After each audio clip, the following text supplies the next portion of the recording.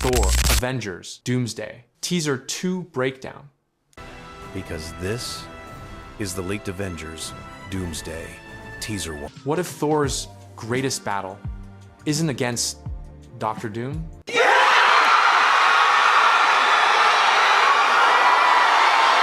What if it isn't against the multiverse collapsing? What if it isn't even against fate itself, but against losing the one thing that finally gave him peace?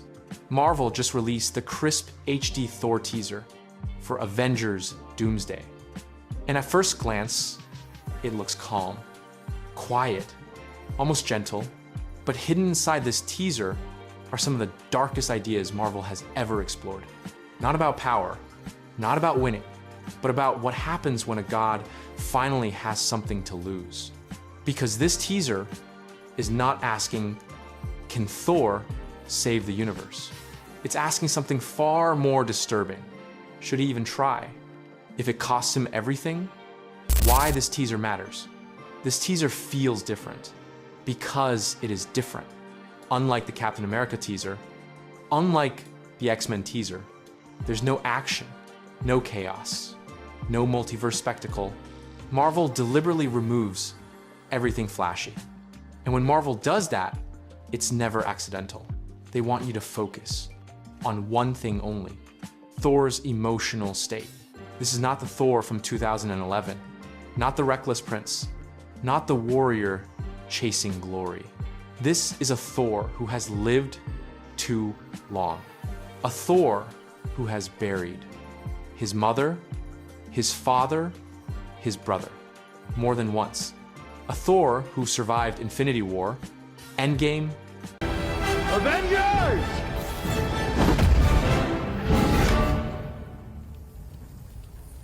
Assemble. and the cost of winning. And for the first time in his life, Thor has something that cannot fight back. Something innocent, something fragile, a child. That alone tells us Avengers Doomsday is not about spectacle. It's about consequences. Thor's armor. Let's talk about Thor's suit. Because Marvel tells stories through costumes, and this armor is speaking loudly.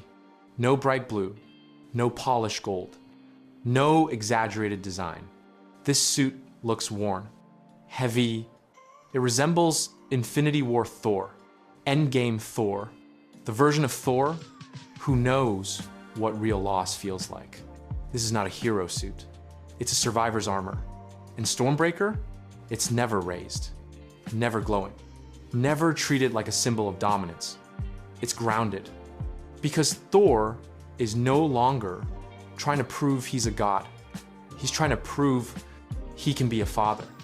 The prayer to Odin. The emotional core of this teaser is the prayer. Thor kneels.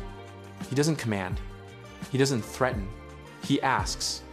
And that matters, because Odin is dead. Yet Thor speaks, as if he's listening. In the MCU, death is not silence. Moon Knight explained this clearly. Souls travel to realms shaped by belief. For Asgardians, that realm is Valhalla. Thor has spoken to Odin after death before. So yes, Odin can hear him. But here's the unsettling part. There may be more than one god listening. God Loki now sits outside time itself, holding the multiverse together. And the original Loki, the brother Thor lost, may also rest in Valhalla. Thor's prayer echoes across dimensions, and Thor doesn't even know. This isn't just a prayer, it's a signal. Fate gave me a child. When Thor says the word fate, But now fate has given me something I never sought.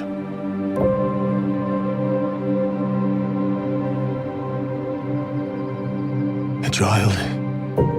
Marvel is being precise. Fate now has a physical form. Loki's multiversal tree. Every branch a timeline. Every strand destiny. So when Thor says, fate gave him a child, he's admitting something painful. This was never his choice. Love exists because the universe required her which means if fate created her, fate can also take her away. Love, the child of eternity. Love is not a normal child. She was reborn by eternity, the living embodiment of the universe itself. That quiet scene where she can't sleep. But now fate has given me something I never sought.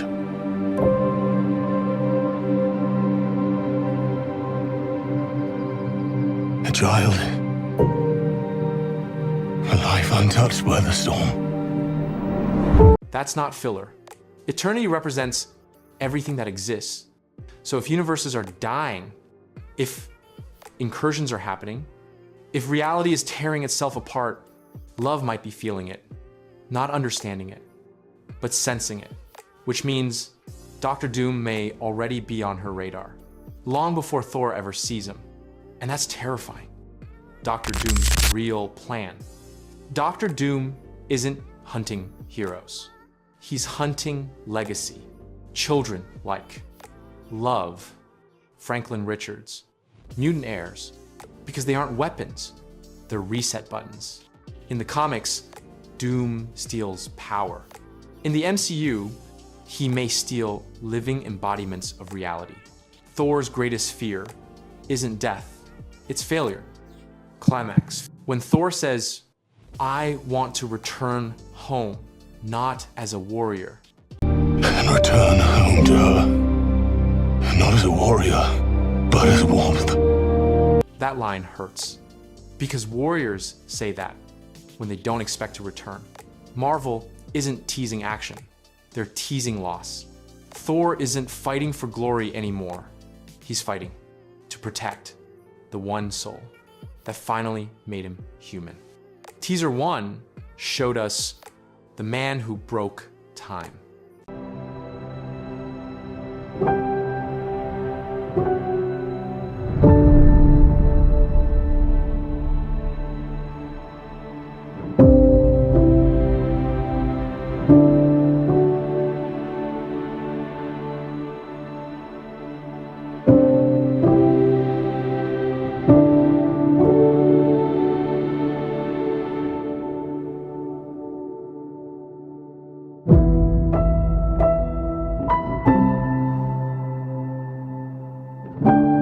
Teaser 2 shows us the God who outlived it. Inevitable. Next comes the X-Men.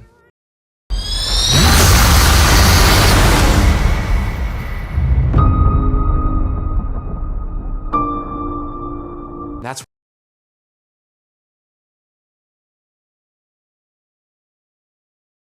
is no longer about saving the universe. It's about deciding who deserves to rebuild it. I'll see you in the next one.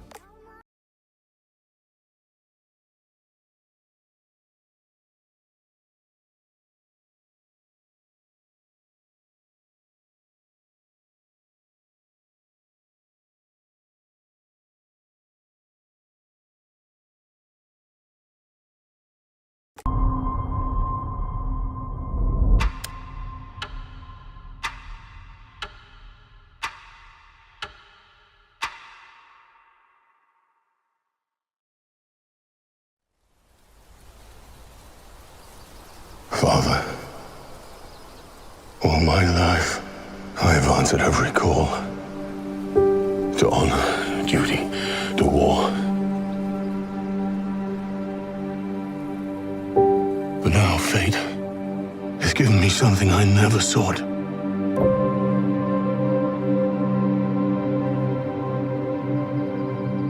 A child.